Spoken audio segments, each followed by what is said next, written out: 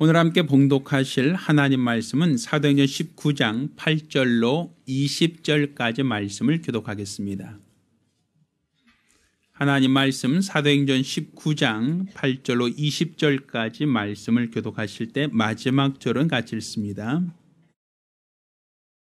바울이 회당에 들어가 석 달 동안을 담대히 하나님 나라에 대하여 강론하며 권면하되 어떤 사람들은 마음이 굳어 순종치 않고 무리 앞에서 이도를 비방하거늘 바울이 그들을 떠나 제자들을 따로 세우고 두란노 서원에서 날마다 강론하여 이같이 2해 동안을 하매 아시아에 사는 자는 유대인이나 헬라인이나 다 주의 말씀을 듣더라. 하나님이 바울의 손으로 희한한 등을 행하게 하시니 심지어 사람들이 바울의 몸에서 손수건이나 앞치마를 가져다가 병든 사람에게 얹으면 그 병이 떠나고 악기도 나가더라. 이에 돌아다니며 마술하는 어떤 유대인들이 시험적으로 악기 들린 자들에게 대하여 주 예수의 이름을 불러 말하되 내가 바울이 전하는 예수를 빙자하여 너희를 명하노라 하더라. 유대의 한 제사장 스게와의 7 아들도 이 일을 행하더니 악기가 대답하여 가로되 예수도 내가 알고 바울도 내가 알거니와 너희는 누구냐 하며 악기 들린 사람이 그 2 사람에게 뛰어올라 억제하여 이기니 저희가 상하여 벗은 몸으로 그 집에서 도망하는지라. 에베소에 거하는 유대인과 헬라인들이 다 이 일을 알고 두려워하며 주 예수의 이름을 높이고 믿은 사람들이 많이 와서 자복하여 행한 일을 고하며 또 마술을 행하던 많은 사람이 그 책을 모아 가지고 와서 모든 사람 앞에서 불사르니 그 책값을 계산한 즉 은 5만이나 되더라. 같이 읽습니다. 이와 같이 주의 말씀이 힘이 있어 흥왕하여 세력을 얻으니라. 아멘. 자, 오늘은 말씀에 따르는 권세와 능력이라는 제목으로 하나님 말씀을 함께 나누겠습니다. 하나님은 전능하신 분이십니다. 하나님이 전능하시다라고 하는 것은 교리적인 표현이 아닙니다. 사람들이 그냥 예의로 우리가 믿는 신이니까, 우리가 믿는 하나님이니까 그분을 그냥 전능하다라고 그렇게 하자라고 사람들이 합의하여 정해놓은 교리가 아닙니다. 하나님은 하늘과 땅과 모든 만물을 창조하신 이로서 전능하신 분이십니다. 그가 온 세계의 모든 사람과 모든 생명체를 창조하시고 그들에게 생명과 호흡을 허락하시는 전능자이십니다. 물론 우리 하나님이 우리 육안으로 보이지 않습니다. 사람의 감각으로 하나님을 감각한다라는 것은 사실 그 말은 거짓입니다. 하나님은 영이시기에 그 누구도 볼 수 없고 그 누구도 감각할 수는 없습니다. 그래서 많은 사람들은 하나님을 그냥 막연한 대상, 하나의 어떤 관념적인 대상, 그냥 마치 소설 속에서 나오는 사람들의 상상력으로 지어낸 대상이라고 혹여 그렇게 오해할 수도 있습니다만 하나님은 사람들이 상상하여 만들어낸 대상이 아니라 실제로 살아계신 전능자이십니다. 그러면 우리가 눈에도 보이지 않고 감각할 수도 없는 분이 전능하다는 걸 어떻게 알 수 있는가? 이는 하나님께서 이 모든 세상을 그분이 창조하셨다. 히브리서 11장 3절에는 모든 만물이 하나님에 의해서 지음받았다라는 것을 말하고 있습니다. 그러니 우리가 눈으로 보는 세계, 우리가 지금 살고 있는 이 세계는 저절로 생겨나는 것이 아니라 만드신 이가 있다, 창조하신 이가 있다라고 기록하고 있습니다. 그러니까 우주와 이 가운데 있는 모든 만유를 지으신 신, 그분이 바로 전능자이시다라는 겁니다. 사실 우리가 하나님이 보이지 않는데 하나님이 전능하시다라고 할 때 그럼 하나님은 이 세상을 어떻게 만드셨는가? 어떤 방법으로 창조하셨는가? 성경 창세기 1장과 2장에는 하나님의 창조에 대한 이야기가 기록되어 있습니다. 그런데 하나님이 어떻게 창조하셨는가 하면 하나님이 말씀으로 창조하셨다라고 기록하고 있어요. 그러니까 하나님이 그냥 생각만 해도 이루어졌다, 마음만 먹어도 이루어졌다가 아니라 하나님께서 각각 하나님께서 말씀으로서 조성하신 것이 기록되어 있단 말이죠. 하나님이 첫째 날 빛 있으라 하심에 빛이 생겼다. 하나님이 가라사대 윗물과 아랫물이 나눠져라 하심에 그 말씀대로 되었더라. 물 가운데 묻이 드러나라 하시고 씨 맺는 채소가 나게 하심에 그렇게 되었더라. 하나님이 가라사대 하늘에 해와 달과 별을 있게 하시니 그리 되었다. 하나님이 공중에 나는 새와 또 바다의 물고기가 있게 하시니 그렇게 되었다. 땅의 육축과 사람도 하나님이 말씀하시니 그렇게 되었다.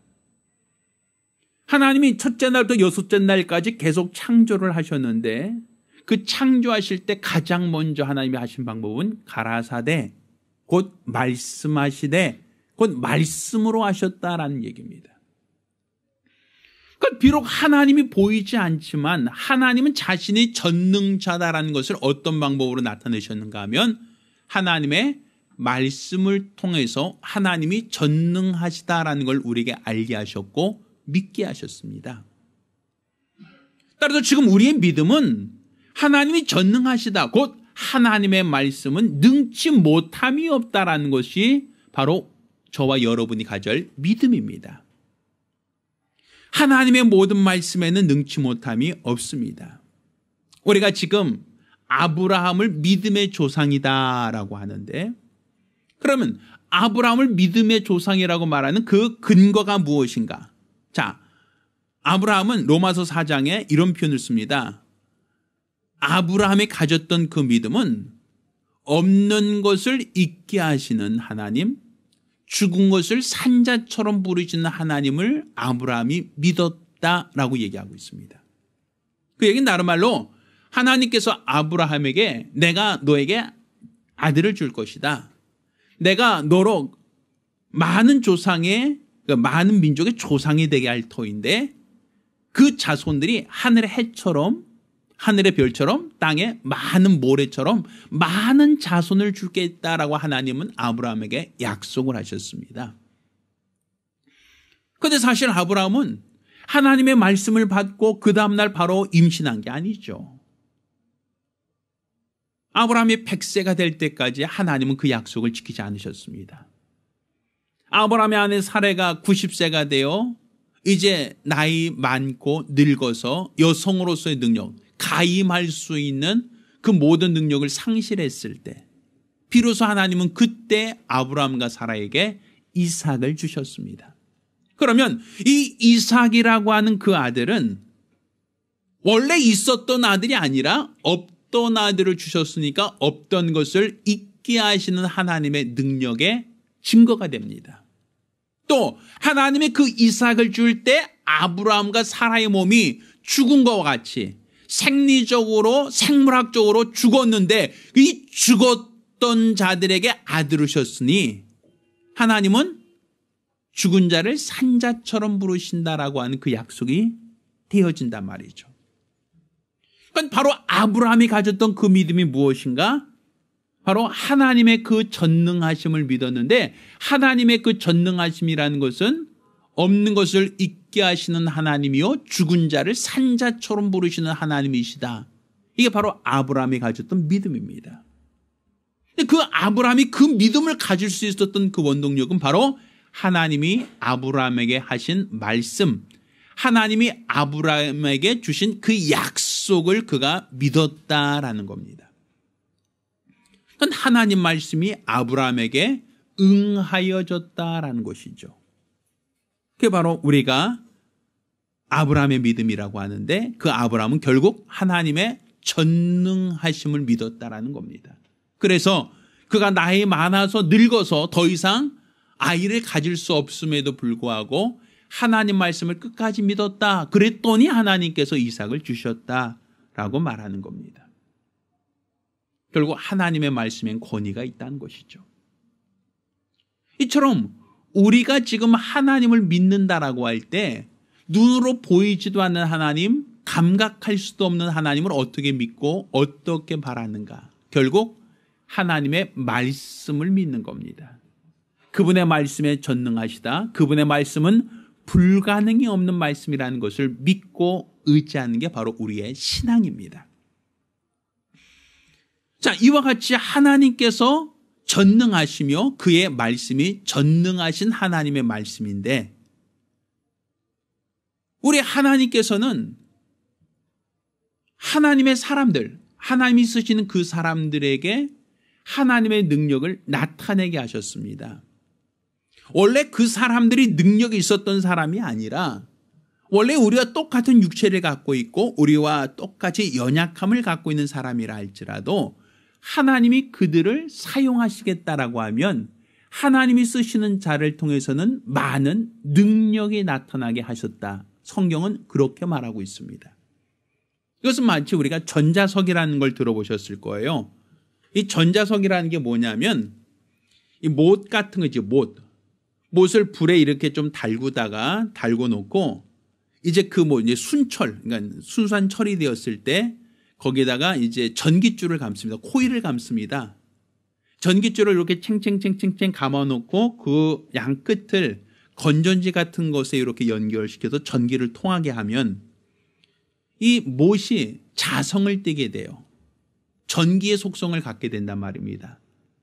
그래서 예전에 그 학교 다닐 때 실험실에서 실험할 때 그 굵은 대못이죠. 대못에다가 그 철사를 이렇게 코일을 감듯이 말아놓고 거기에다가 이제 건전지로 연결해 놓으면 이 못 자체가 자석이 되는데 쇳가루 같은 거를 대면 쇳가루가 붙습니다. 우리 클립이라고 있죠. 클립 같은 걸 대면 그 못에 클립이 따라 올라온단 말이에요. 신기하죠. 그런데 그 건전지에서 있는 그 전선을 슬쩍 떼면 붙어서 따라오던 그 쇠붙이나 클립이 순간에 똑 떨어져 버려요. 이것을 우리는 전자석이라고 얘기를 합니다. 그러면 원래 이 쇠는 자성을 갖고 있어요? 없어요? 원래는 없죠. 그냥 쇠덩어리죠. 근데 왜 갑자기 자석이 될 수 있었을까요?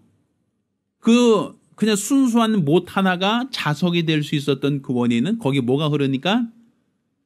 전기가 흐르니까.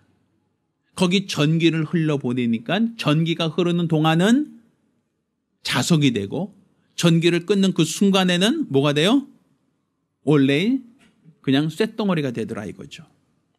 이것처럼 원래 우리 인간은 능력이 없어요. 우리 인간은 연약하고 부족한 인간이에요. 그런데 하나님이 그를 쓰시겠다고 하고 그에게 하나님의 말씀을 맡기면 하나님의 말씀을 맡고 하나님의 말씀을 가지고 있는 그 사람에게는 능력이 따르더라 이거죠.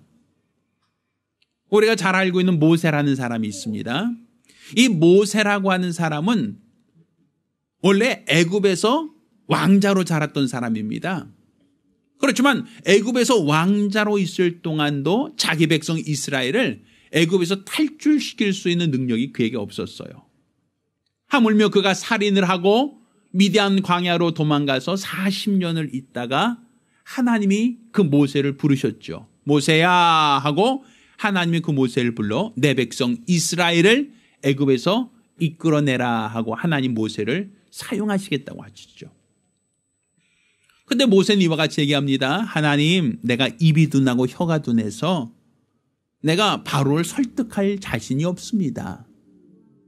내가 지금 살인하고 도망가서 지금 미디안에 숨어 있는데 애굽에 가서 그 사람들이 나를 살인죄로 기소하지 않는 것만도 다행일 겁니다. 라는 것이죠. 난 자신 없습니다. 나는 설득할 만한 자신도 없고 그들을 애굽에서 이끌어낼 만한 어떤 능력도 없습니다. 라고 자신할 수 없다고 얘기해요. 그렇지만 하나님께서 모세를 통해서 애굽에 보냅니다. 누가 너를 지었느냐? 누가 너의 혀를 만들었느냐? 나 여호와가 아니냐라고 하면서 내 말을 내 입에 두었다라고 얘기해요. 하나님 말씀을 모세의 입에 두고 모세는 자기 말을 하는 것이 아니라 하나님이 자기에게 하라고 한 말을 바로에게 전달을 한단 말입니다. 그런데 바로는 모세가 하는 말을 하나님의 음성이라 생각하지 않고 모세 개인의 소리라고 생각을 해요. 그래서 그 말을 듣지 않습니다. 그 말에 순종하지 않죠. 이스라엘 백성을 나가라고 하지 않는단 말입니다. 그러자 하나님께서 모세를 통하여 애굽의 10가지 재앙을 나타냈어요.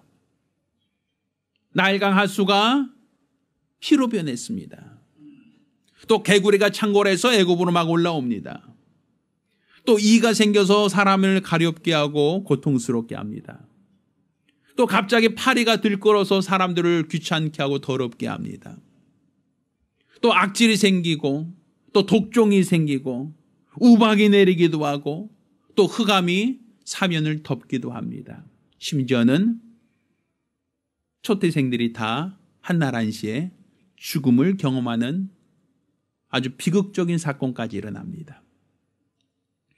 그런데 애굽에 나타났던 이 10가지 재앙은 우연히 나타난 것이 아니라 전부 다 하나님이 모세를 통하여 말씀하신 대로 되었다라는 거예요. 모세 자신은 우리와 똑같은 연약한 사람인데 나는 입이 둔하고 혀가 둔합니다라고 할 만큼 아주 그냥 평범한 사람인데 그런데 어떻게 큰 능력을 나타냈는가? 그 능력의 원천이 무엇인가? 결국 하나님이 모세에게 하라고 한 말, 모세에게 전하라고 한 말, 모세가 바로에 가서 하라고 한 대로 지시하신 대로 말을 전하니까 그 말대로 이루어지더라. 그 말대로 10가지 재앙이 나타났다라고 얘기하는 거예요. 결국 모세라고 하는 사람이 갖고 있는 그 능력은 그 능력의 원천이 어디입니까? 모세 자신이 아니라 모세에게 말씀을 주신 하나님이시다라는 것이죠. 그럼 모세만 그렇습니까? 아니죠.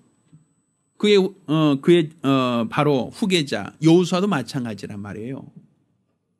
그가 모세로부터 지도자의 어떤 권한을 위임받아서 가나안 땅으로 들어갈 때 하나님은 여호수아에게 여리고성을 하루에 한 바퀴씩 6일간 돌다가 마지막 날은 7바퀴 돌아라 그러고 얘기합니다. 그리고 큰 함성을 외칠 때 그 성이 무너질 것이라고 하나님은 여호수아에게 미리 말씀하시죠. 여호수아는 하나님 말씀대로 따랐습니다. 온 이스라엘 백성이 이끌고 양강나팔을 불면서 성주를 하루에 한 바퀴씩 돕니다. 7째 된 날 7바퀴를 돌았어요. 그리고 큰 함성 부를 때 그 성이 무너져 내렸다라고 되어 있습니다. 그러면 여호수아가 태양을 멈췄다. 여호수아가 여리고성을 무너뜨렸다. 여호수아가 가나안 땅을 점령했다라고 하는 것은 여호수아 개인의 능력이겠는가? 여호수아 개인이 갖고 있는 힘이겠는가 하면 그건 아니라는 것이죠. 여호수아가 하나님께 말씀을 받아서 그 말씀대로 순종했더니 거기서 능력이 나타났다, 권능이 나타났다라고 말할 수 있죠. 결국 하나님께서 당신의 능력을 말씀으로 주시고 그 말씀을 받은 사람이 그 말씀대로 순종할 때, 그 말씀을 대언할 때 따르는 기사과 표적과 능력과 권세가 있었다라는 거예요. 성경에 나오는 기도원이라든지 입다라든지 삼손이라든지 아니면 수많은 구약의 영웅들, 그 사람들의 공통분모가 무엇입니까? 하나님 말씀대로 살 때는 능력이 있고 하나님 말씀대로 살 때는 힘이 있고 하나님 말씀에 불순종할 때는 그 힘을 잃어버리더라. 우리가 삼손도 그렇죠. 하나님께서 어떤 말씀 주셨습니까? 머리카락을 삭도를 대지 말라 말씀하셨죠. 하나님 말씀에 순종할 때는 누구도 그를 제압할 수 없을 만큼 힘이 세고 강한 자였지만 하나님 말씀대로 살지 않고 그 머리카락을 자른 그 순간 그 힘을 잃어버렸다라고 되어 있어요. 결국 삼손의 힘의 원천은 무엇이라는 겁니까? 머리카락이 아니라 하나님 말씀에 순종할 때는 그는 세상에서 가장 강한 자였고 반면에 하나님 말씀을 불순종할 때는 그는 세상에서 가장 어리석은 자, 연약한 우리와 똑같은 인간이 되었더라. 그렇게 얘기하고 있습니다. 그러니까 결국 하나님의 그 능력을 하나님은 무엇을 통해서 우리에게 주신다? 말씀을 통해서 주신다는 걸 알 수 있겠죠. 우리가 성경에 하나님의 아들로 오신 예수, 그는 우리와 똑같은 육체의 모습을 입고 왔지만 그는 본질적으로 우리와 다른, 그는 말씀이 육신을 입고 오신 하나님의 아들이십니다. 그런데 예수 그리스도는 이 땅에 오셔서 그분이 사신 동안 소경의 눈을 뜨게 하고 또 안진뱅이를 일으키며 문둥이를 깨끗하게 하고 죽은 자를 살리는 아주 뛰어난 능력을 행하셨습니다. 예수님이 공생애를 시작을 어떻게 시작하셨는가? 가나 혼인잔치에서 물을 포도주로 만드는 것부터 시작하셨다. 때로는 떡 5개와 물고기 2마리로 5,000명을 먹일 만큼 그 양을 늘리기도 하시고, 또 때로는 바다 위를 걸어가시기도 하고 풍랑을 잔잔케 하시기도 하셨다. 이거는 보편적인 사람이 갖고 있는 능력이라 볼 수 없단 말입니다. 그럼 예수께서 그 능력을 언제부터 행하셨는가 하면, 그가 말씀이 육신을 입고 태어날 때부터 그 능력이 있었는가 하면 그건 아니라는 거예요. 그가 태어나서부터 30세가 될 때까지 나사렛에서 목수로서 자라나셨는데, 근데 고향 사람들은 예수께서 병 고친다, 능력 행한다는 것을 듣고 그 말을 믿지 않았습니다. 자기 고향에서는 손자가 환영을 받지 못하였다는 말처럼 그 고향에서는 저가 요셉의 아들이 아니냐, 저가 마리아의 아들이 아니냐, 저희 여동생들이 우리와 함께 있도다라고 하며 예수의 능력을 불신했단 말이죠. 그러면 그 얘기는 다른 말로 예수님은 30세가 되기 전까지는 병자를 고치거나 능력을 행했다라고 보기는 어렵다라고 볼 수 있단 말이에요. 그런데 침례를 받고 나서부터 3년간 예수님은 우리가 상상할 수 없을 만큼의 많은 능력을 그분이 보여주셨고 그 많은 능력을 행하셨습니다. 그러면 예수님께서 3년 동안 갑자기 능력이 생겼다, 갑자기 능력을 행했다라고 할 때 그 능력의 원천이 어디서부터 오는 것인가? 그가 침례를 받고 올라오실 때 성령이 비둘같이 임하시고 그때부터 광야로 성령이 몰아내셨다. 그때부터 능력이 나타났고 그때부터 능력을 나타내셨습니다. 그런데 그 공생애를 사실 때 예수님이 뭐라고 하셨냐면, 내가 말하는 것은 자의로 말하는 것이 아니라 내 아버지께서 내게 주신 것을 대언한다라고 말씀하셨어요. 그러니까 예수님이 산상수훈이라든지 그분이 가르쳤던 모든 말씀들은 다 자의로 한 말이 아니라 아버지가 내게 주신 말씀이라고 얘기하고 있죠. 또 예수께서 십자가 달려 죽으실 때도 아버지는 내 원대로 마옵시고 아버지 원대로 되기 원합니다 라고 하며 십자가에 못 박아 죽음에 이르기까지 아버지 뜻에 복종하셨다라고 되어 있어요. 그러니까 우리가 지금 예수께서 능력을 본격적으로 나타내기 시작할 그때가 어느 때인가? 곧 자의로 말하지 않고 아버지의 말씀을 전할 때, 자의로 행동하지 않고 아버지의 뜻대로 복종하며 살 때, 그때부터 능력이 집중적으로 나타났다라고 얘기하는 거예요. 예수 자신이 태어날 때부터 말씀이 육신을 입으셨지만 태어날 때부터 능력을 갖고 태어나서 그가 젊을 때부터 능력을 막 나타낸 게 아니라 그가 공생애를 시작한 그 시점부터 죽으실 때까지 3년 동안 그 모든 능력이 집중적으로 나타났고, 그로써 그가 하나님의 아들 메시아라는 것이 드러났다라고 볼 수 있는 겁니다. 그건 예수께서도 하나님 말씀을 받았을 때, 하나님 말씀을 대언할 때 그때 능력이 있었다라고 볼 수 있는 거예요. 자, 오늘 우리가 읽은 이 본문을 봅시다. 자, 11절 보면 하나님이 바울의 손으로 희한한 능을 행하게 하셨다라는 말씀을 하셔요. 어떤 능력이었는가? 자, 사람들이 바울의 몸에서 손수건이나 앞치마를 가져다가 병든 사람에게 얹으면 그 병이 떠나고 악기도 나가더라, 이렇게 얘기하죠. 그러니까 바울이 했다는 얘기가 아니에요. 사람들이 바울이 갖고 있는 손수건이나 앞치마를 가지고 병든 사람에게 이렇게 덮어줬더니 그 병이 낫고 또 그에게 있던 악귀가 떠나갔다. 이런 표현을 쓰고 있어요. 이 본문에는. 자, 그러면 이것이 하나님의 행하신 신비한 능력이다라고 하고 바울이 이 능력, 곧 손수건이나 앞치마의 능력이 있었다라고 하면 아마 바울은 어디 가든지 간에 똑같은 방법으로 병자를 고쳐야 된단 말이죠. 누가 아프다라고 하면 손수건 주면서 자 덮어줘. 누가 어디 문제가 생겼다라고 하면 앞치마 벗어주면서 자 덮어줘. 이렇게 얘기가 돼야 되는 거예요. 그런데 성경에는 그런 표현이 없어요. 딱 한 구절 외에는 그 표현이 없어요. 그리고 오히려 자 바울을 흉내내는 사람들이 나옵니다.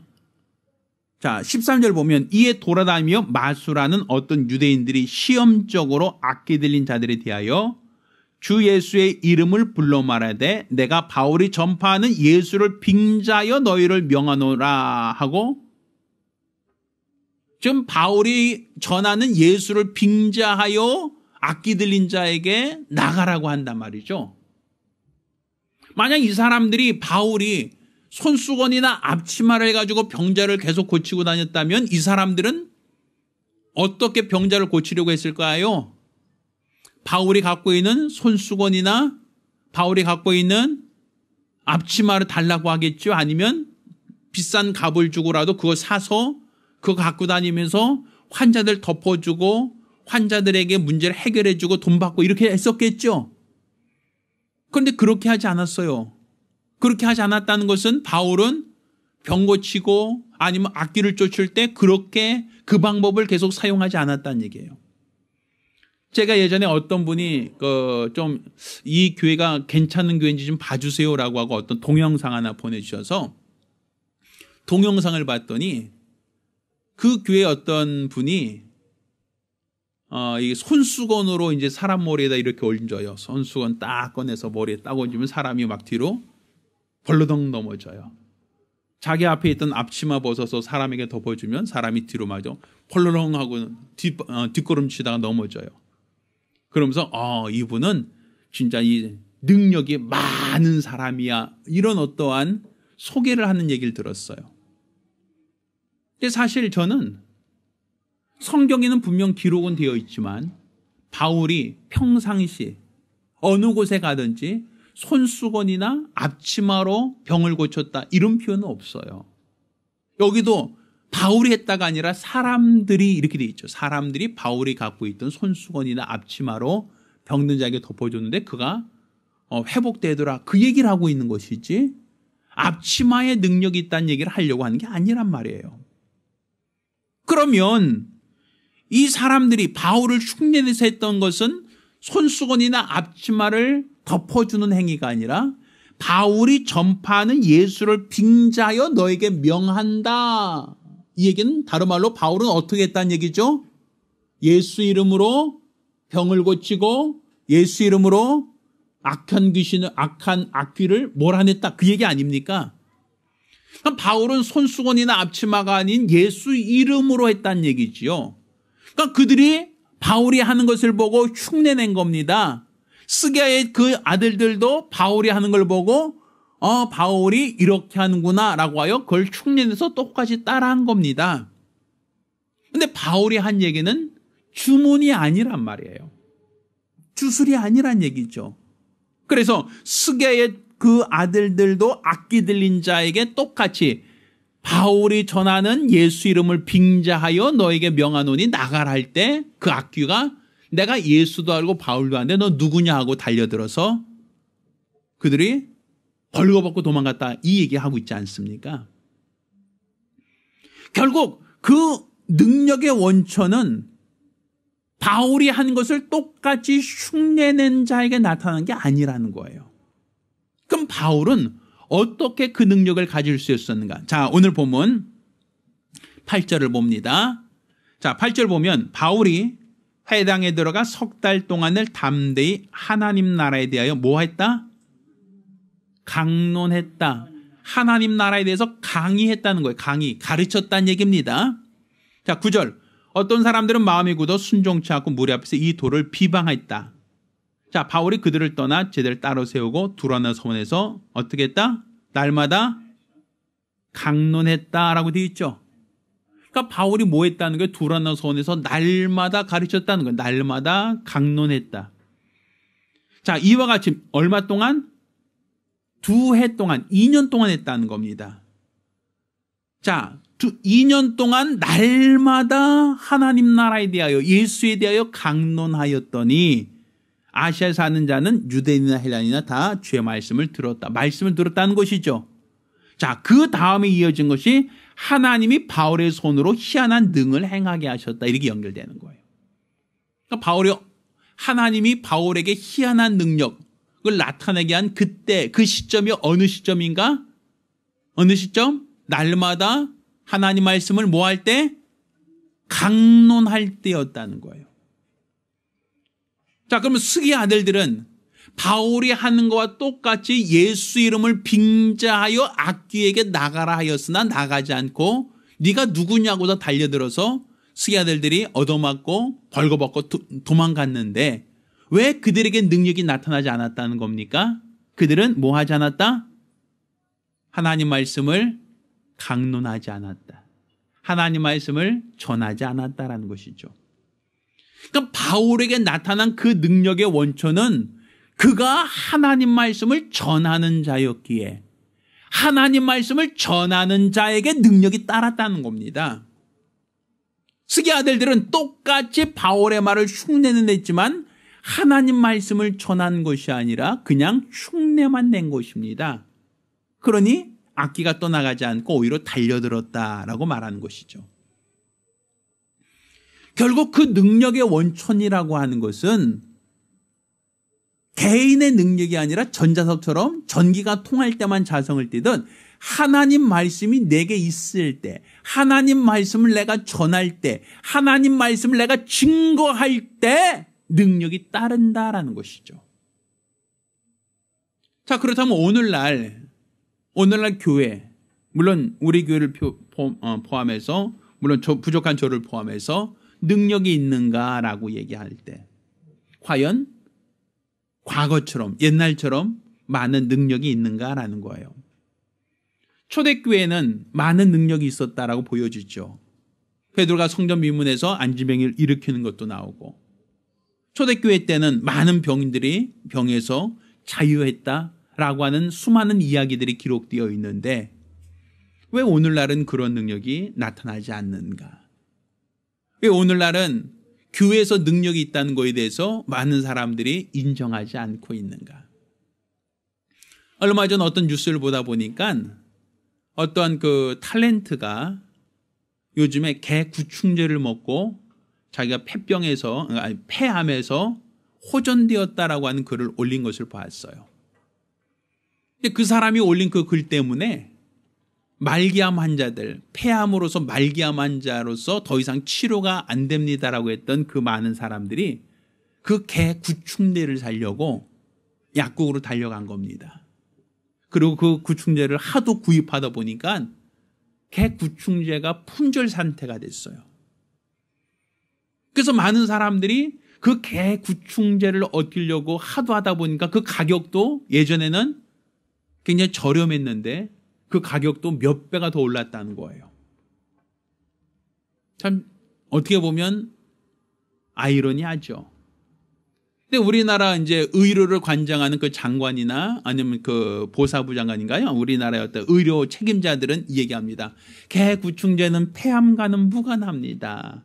개 구충제 먹는다고 폐암이 낫지 않습니다. 그렇게 방송에서 뉴스에서 그렇게 얘기를 해요. 그러면서 개 구충제를 먹으면 오히려 더 간이 나빠질 수 있고 여러 가지 문제가 생길 수 있으니까 그거 복용하지 마세요라고 그런 얘기를 해요.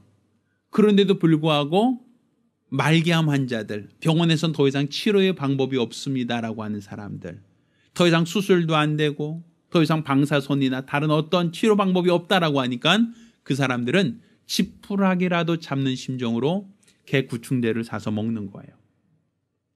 그렇게 본다면 오늘날도 환자들은 많다는 것이겠죠. 아픈 사람들, 병자들, 의학이 발달되고 발달돼서 최첨단을 다투는 오늘날도 육체가 연약한 사람들은 굉장히 많다는 거 아닙니까? 그들은 개구충제라고 하는 것까지 사서 먹을 만큼 절실하다고 얘기할 수 있지 않습니까? 그렇다면 그런 사람들에게 이 교회가 소문나고 그런 사람들에게 이 교회가 능력 있다라고 소문이 난다면 그 사람들이 왜 교회를 안 오겠어요? 개구충제를 사 먹는 사람들인데 왜 그들의 교회는 왜 그렇게 비방하고 나오지 않겠습니까? 지푸라기라도 잡을 심령으로 나오지 않겠습니까? 근데 솔직하게 오늘날 교회는 능력을 잃어버렸단 말이에요. 그 이유가 무엇일까? 저는 이 원당역 근처에 있다 보니까 간혹 이 동네에 있는 교회들이 이 원당역 주변 사람들이 많이 왕래하니까 이 근처에서 전도하는 것을 종종 본 적이 있어요. 근데 그분들이 전도할 때 우리 청년들이 이렇게 앞에 띠를 띠르고 이따가 지나간 사람 횡단보도에서 딱 길 건너오자마자 하나씩 막 나눠줘요. 그래서 뭔가 하고 딱 받아보면 물티슈 이런 거 있죠. 그걸 나눠주는 사람도 있고 또 어떤 경우에는 떡을 주는 분도 있어요. 아침 출근길에 급히 출근하는 사람들에게 백설기 같은 거 조그맣게 잘라서 그거를 레벨에 싸갖고 나눠주는 그런 교회도 있었어요. 근데 그거 하는 사람들은 오면 그냥 이렇게 마치 찌라시 나눠주듯이 이렇게 막 나눠줘요. 사람들이 우하고 건너오면 하나씩 막 나눠줘요. 그럼 이제 받으면 뭐 물티슈니까 뭐 당장 필요하지 않아도 나중에 쓸 수 있으니까 그냥 쓰레기통에 버리지 않고 그냥 주머니에 넣고 오는 사람들이 있죠. 그 사람들을 그러니까 나중에라도 거기 있는 전도 문구를 좀 보라고 그래서 이제 그 나중에 쓰면서라도 전도 문구를 보면 전도가 되지 않을까라는 그 기대 심리를 갖고 그 나눠드리는 것 같아요. 저는 훌륭하다고 생각합니다. 그분들의 열정과 노력 다 정말 저는 존경해요. 그런데 그들은 전하지는 않고 있어요. 그들이 입을 벌려서 복음을 전하지는 않아요. 그냥 전도지를 나눠줄 뿐이죠. 내가 만난 하나님을 그들은 말하진 않아요. 나를 구원하신 하나님을 전하진 않아요. 그들의 입에서는 어떤 말도 나오지 않아요. 그냥 우리가 성경책 들고 있다고 이 성경책 하나님 말씀이 많이 기록되어 있다고 이 성경책 자체가 능력이 있느냐고요. 말씀을 기록하고 있다는 것이 능력이 아니라 이 말씀을 전하는 자에게 능력이 있는 거예요.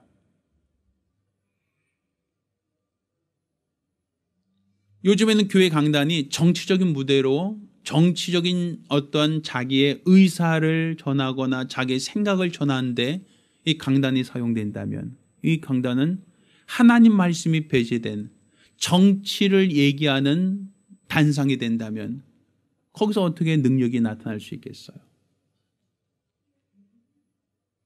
설교단에서 하나님 말씀이 배제되고 어떠한 유명한 사람의 이야기가 인용되고 있다면 그게 어떻게 설교단이 됩니까? 복음을 전한다라고 하며 많은 사람이 전도지와 전도 물품을 나눠주지만 그들의 입에서는 어떤 말도 나오지 않고 어떤 말씀도 증거되지 않는다면 그것이 어떻게 전도입니까? 왜 오늘날 교회가 능력을 잃어버리고 있고 왜 점점 능력이 상실되고 있는가? 그들이 하나님 말씀을 담대히 전하지 않는다는 거예요. 내가 욕을 먹죠. 사람들이 싫어해서 눈으로 흘길 수 있죠. 사람들이 짜증을 낼 수도 있죠. 사람들이 거부감을 표현할 수 있어요. 그래도 누군가는 입을 열어서 전해야 된단 말이에요. 성경은 믿음은 들음에서 난다. 듣는다는 것은 누군가 가서 전해야 된다라고 말하고 있거든요. 하나님 말씀을 전하는 자가 없다는 것이죠. 하나님 말씀을 대언하는 자가 없다는 것이죠. 그러니까 오늘날 교회가 능력이 없다라고 하는 그 이유는 결국에는 말씀 전하는 자가 없어서, 말씀을 대언하는 자가 없어서, 사도행전 1장 8절에는 이렇게 얘기합니다. 오직 성령이 너에게 임하시면 너희가 권능을 받고 예루살렘과 온 유대와 사마리아 땅까지 내 증인되리라 말씀하셨어요. 여기서 성령이 임하시면 권능을 받고 나가라. 그 권능을 받고 나가는 그 목적이 무엇인가? 복음 전하라고. 예루살렘과 온 유대와 사마리아 땅까지 복음을 전하라고 성령을 보내주신 거예요.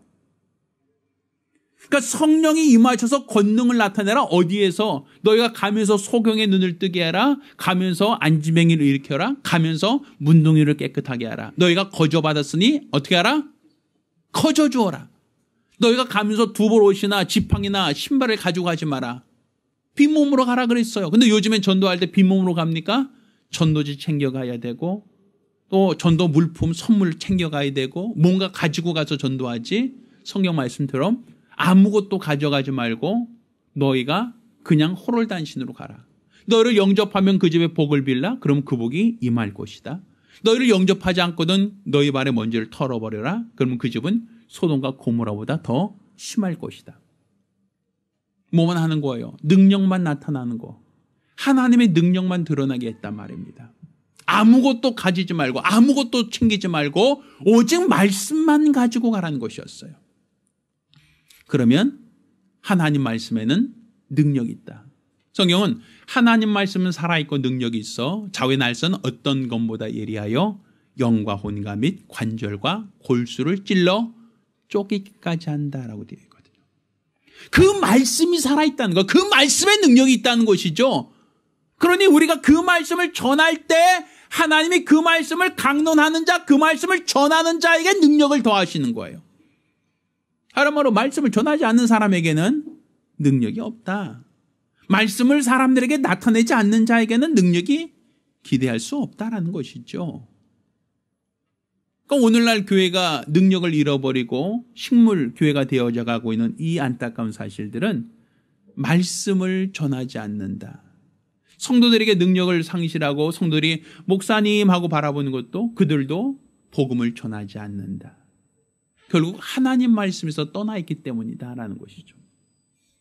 능력의 원천은 말씀인데 말씀이 없으니 능력이 없다. 마치 아까 전자석처럼 코일이 감겨져 있다 할지라도 건전지를 연결하지 않으면 자석이 되지 않아요. 전기가 통할 때만 자석이 되는 거예요. 내 안에 말씀이 들어왔을 때만 능력이 있는 거예요. 내가 말씀을 전하고 증거할 때만 능력이 있다는 거예요. 내가 말씀을 전하지 않으면, 내가 말씀을 증거하지 않으면 건전지가 연결이 되지 않은 것과 같이 그건 하나의 쇳덩어리에 불과하지 자성을 기대하기 어렵단 말입니다. 그건 하나님의 능력이 나를 통해서 나타나기 원한다. 하나님의 권능이 나를 통해서 일하기를 원한다고 하신다면 우리는 입술을 열어 복음을 전해야 됩니다. 바울의 그 능력은 그가 매일 날마다 말씀을 강론하였다. 그러자 하나님은 그에게 아주 신비한 능력이 나타나게 했다라고 얘기하고 있지 않습니까? 이렇게 날마다 말씀을 전하고 날마다 말씀을 증거한 자를 통하여 하나님은 권능을 더하신다라고 볼 수 있는 겁니다. 따라서 우리가 하나님께 쓰임받는 일꾼, 더 큰 능력이 나타나는 권능의 일꾼들이 되기 원한다면 우리는 하나님 말씀을 전하는 자가 되어야 됩니다.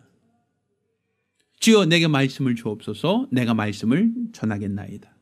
주여 내게 말씀을 더하소서. 내가 말씀을 전하겠사오니 내가 말씀을 전할 때 따르는 기사와 표적과 능력이 나를 통해서 나타나게 하여 주옵소서. 이것은 내 능력이 아니라 전기가 통할 때만 나타난 능력이니까 내 개인의 기술과 내 개인의 재주가 아니라 하나님 말씀이 증거될 때 하나님 말씀에 따르는 기사와 표적과 능력이다라는 걸 깨달아야 됩니다.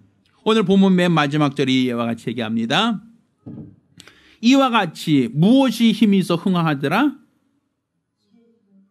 자, 20절. 무엇이 힘이 있어 흥황하여 세력을 얻다 말씀하고 있습니까? 주의 말씀에 힘이 있고 흥황하여 세력을 얻다라고 말하고 있죠. 바울이 개인의 능력을 말하고 있지 않아요. 여기서 바울이 희한한 능력이 있어 손수건으로 압청으로 병자 고쳤대. 와, 바울 대단해 라고 말하지 않아요. 주의 말씀이 힘있고 흥황하였다라고 되어 있죠. 그러니까 지금 내게 하나님의 능력이 나타나길 원한다면, 나를 통해서도 하나님이 그 능력을 드러내길 원한다면 내 입술에서 하나님 말씀이 증거되어야 된다는 것이죠. 그래서 나도 하나님 말씀을 전하겠사오니, 나도 하나님 말씀을 가르치겠사오니, 나도 하나님 말씀을 증언하겠사오니 주여 나를 통해서도 하나님의 능력이 나타나게 하옵소서. 이런 소망이 있어야 됩니다. 이런 믿음이 있어야 됩니다. 이 마지막 때에 하나님께서는 수많은 사람을 두루 찾으시며 이렇게 담대히 하나님 말씀을 전할 자를 기다리고 있습니다. 왜? 그 사람을 통해서 하나님 말씀은 말에 있지 않고 능력이 있다. 하나님 그 사람에게 단지 소리로서가 아니라 능력으로서 그가 전하는 말이 참이라는 것을 드러내실 것이기 때문입니다. 따라서 저와 여러분 모두가 하나님 말씀을 담대히 전하는 능력 있는 일꾼 되기를 예수 이름으로 축원합니다. 기도하겠습니다. 우리가 기도하실 때 주여 내가 주의 말씀을 대언하겠사오니, 내가 욕을 먹고 핍박을 당하더라도 주의 말씀을 대언하겠사오니 나를 통해서 하나님이 살아계신 거룩한 능력이 나타나게 하여 주옵소서. 간절히 사모하며 한 목소리로 기도합니다. 살아계신 아버지 하나님, 우리 하나님이 살아계신 것과 전능하심을 깨닫게 도와 주시옵소서.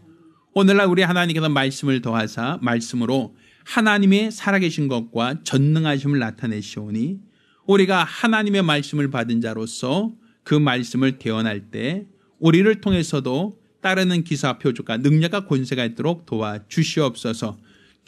전자석이 원래는 쇳덩어리에 불과하지만 그가 전기를 통할 때 자성을 갖게 되고 또 능력을 갖게 되는 것처럼 우리도 성령이 똑같은 연약한 육체를 갖고 있사오나 하나님의 성령이 내게 임하시고 내가 말씀을 담대히 전할 때 하나님께서 나를 통해서도 많은 능력을 나타내실 것을 우리가 알고 믿사오니 우리가 담대히 복음을 전하고 증거할 수 있도록 도와주시옵시고, 우리가 우리 하나님 말씀을 전하고 증거할 때 따르는 기사와 표적과 능력과 권세가 있게 도와주시옵소서. 이로써 우리 하나님이 관념적인 대상이 아니라 우리가 전하는 이 복음을 통하여 하나님이 참 하나님이신 것과 전능하신 분인 것을 드러내게 도와주시고, 이로써 더 많은 사람이 하나님께로 돌아올 수 있도록 도와주시옵소서. 살아계신 우리 주 예수 이름으로 기도드렸습니다. 아멘. 이제는 우리 주 예수 그리스도의 은혜와 아버지 하나님의 극진하신 사랑과 보혜사 성령님의 교통하시고 역사하심이 오늘과 같이 우리 하나님의 거룩한 뜻대로 믿음으로 은혜로 살며 말씀에 순종함으로 큰 권능 있는 주의 제자되기로 결심한 우리 모든 성도들과 가정들 위해 이제로부터 영원까지 함께 있을지어다. 아멘. 우리 하나님께 영광의 박수 올리겠습니다.